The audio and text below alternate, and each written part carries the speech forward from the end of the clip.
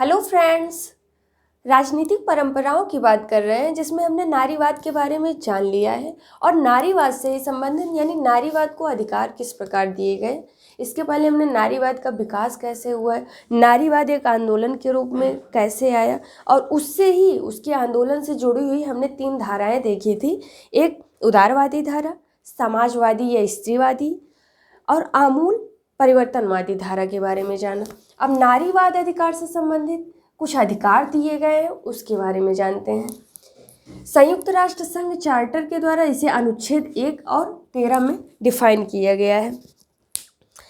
अगर बात करें इसके अधिकार की, तो जो अधिकार तो मिलना चाहिए, क्योंकि हमने राजनीतिक अवधारणा में देखा कि जो राजनीतिक विज्ञान है उसमें किस तरीके से समानता, स्वतंत्रता जैसे टॉपिकों को कवर किया गया है। तो ये जानना यानी समाज में किसी के लिए भी राजनीति के माध्यम से समानता लाने में महत्वपूर्ण भूमिका होती है।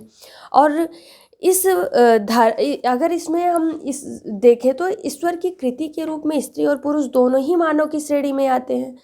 संयुक्त राष्ट्र अमेरिका की बात करें, जो 4 जुलाई 1976 को स्वतंत्रता की घोषणा करते हुए कहा था कि हम इन सत्यों को स्वयं सिद्ध मानते हैं कि सभी मनुष्य जन्म से समान है। सभी मनुष्यों को ईश्वर ने कुछ ऐसे अधिकार प्रदान किए हैं जिन्हें छीना नहीं जा सकता है, और इन अधिकारों में जीवन, स्वतंत्रता और उसकी समृद्धि के लिए प्रयत्नशील रहने के लिए भी अधिकार शामिल है। और इसी से संबंधित संयुक्त राष्ट्र चार्टर जो है इस संबंध में कुछ उपबंध दिए हैं। क्या चार्टर की प्रस्तावना में जो है मानव के मौलिक अधिकारों, मानव के व्यक्तित्व के गौरव और महत्व में तथा पुरुष एवं स्त्रियों के समान अधिकारों में विश्वास व्यक्त किया गया है। और इसका प्रमाण अनुच्छेद 1 है, जिसमें ये बातें बताई गई हैं कि इसमें यह प्रावधान किया गया है कि मानव अधिकारों के प्रति सम्मान बढ़ाना यानी बढ़ावा देना और जाति, लिंग, भाषा या धर्म के बिना किसी भेदभाव के मूलभूत अधिकारों को बढ़ावा देना और प्रोत्साहित करना है। जबकि अनुच्छेद 13 संयुक्त राष्ट्र संघ चार्टर का ये कहता है कि जाति, लिंग, भाषा या धर्म के भेदभाव को बिना सभी के लिए मानव अधिकारों और मौलिक स्वतंत्रताओं की प्राप्ति में सहायता देने की व्यवस्था करेगा, यानी ये व्यवस्था है। महिलाओं है तो संयुक्त राष्ट्र विकास निधि ने किस तरीके से अधिकार की बात की है। संयुक्त राष्ट्र निधि की बात करें तो यह एक स्वैच्छिक निधि है जो 3 मुख्य धाराओं में कार्य करती है। पहला कि शासन, नेतृत्व और निर्णय प्रक्रिया में महिलाओं की भागीदारी बढ़ाना। दूसरा, उसका मुख्य कार्य है कि वह विकास को अधिक समानतापूर्ण बनाने के लिए महिलाओं के मानवाधिकारों को बढ़ावा देना। तीसरा है कि उद्यमियों और उत्पादों के रूप में महिलाओं की आर्थिक क्षमता को मजबूत बनाना। अब हम सिविल और राजनीतिक अधिकारों पर महिला अधिकार की बात करेंगे। इसमें किस तरीके से ये बातें लाई गई।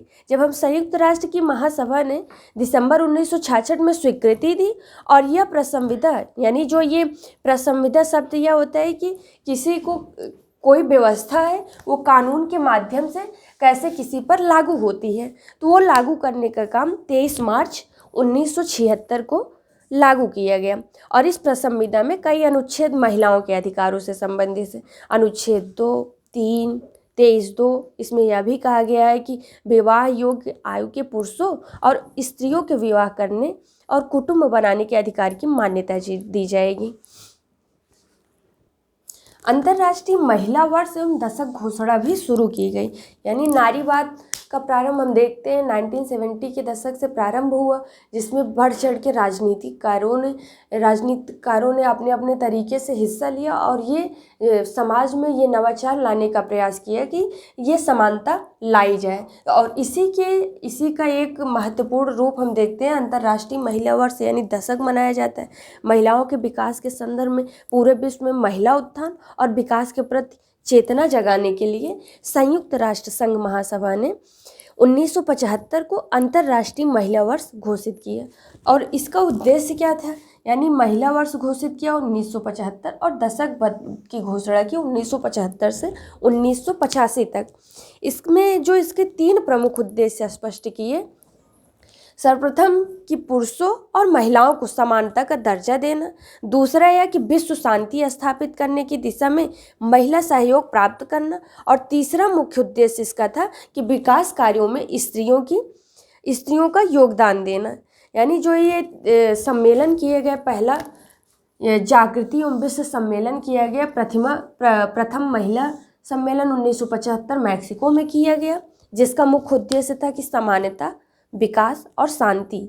जबकि जो द्वितीय महिला सम्मेलन है वो 1980 के दशक में यानी 1980 में किया गया, कोपेनहेगन में किया गया। इसका मुख्य विषय जो था वह था शिक्षा, नियोजन और स्वास्थ्य। तीसरा यह 1995 में हुआ, नैरोबी में हुआ, जिसका मुख्य उद्देश्य अग्रिम मुखी रचना कौशल। और जो चौथा है यह बहुत ही महत्वपूर्ण है, चतुर्थ महिला, ये भी 1995 में लेकिन बीजिंग में किया गया। जो इसका मुख्य उद्देश्य था वह था क्योंकि ये 1985 में किया गया था, 1985 में नैरोबी में किया गया था, और चौथा महिला सम्मेलन 1995 में बीजिंग में किया गया। और इसका मुख्य उद्देश्य जो है महिलाओं की उन्नति में बाधक 12 चिंता के नाजुक क्षेत्रों की पहचान करनी थी।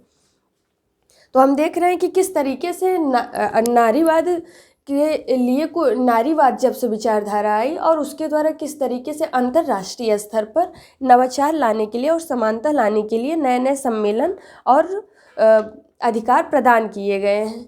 बात करें महिलाओं एवं विश्व मानवाधिकार सम्मेलन, जो बहुत ही महत्वपूर्ण है, सबसे बड़ा आंदोलन जो माना जाता है वह है महिलाएं यानी विश्व मानवाधिकार सम्मेलन वियना में जो आयोजित हुआ 25 जून 1993 में।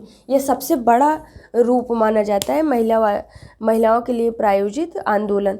यानी इसमें जो है 170 से अधिक देश शामिल हुए थे, 850 जो है गैर सरकारी संगठन और पर्यवेक्षक ने भाग लिया था। सम्मेलन में उन सभी मानवाधिकार की पुनर्पुष्टि की गई थी जो वर्ष 1948 के सार्वभौमिक घोषणा पत्र में शामिल थे।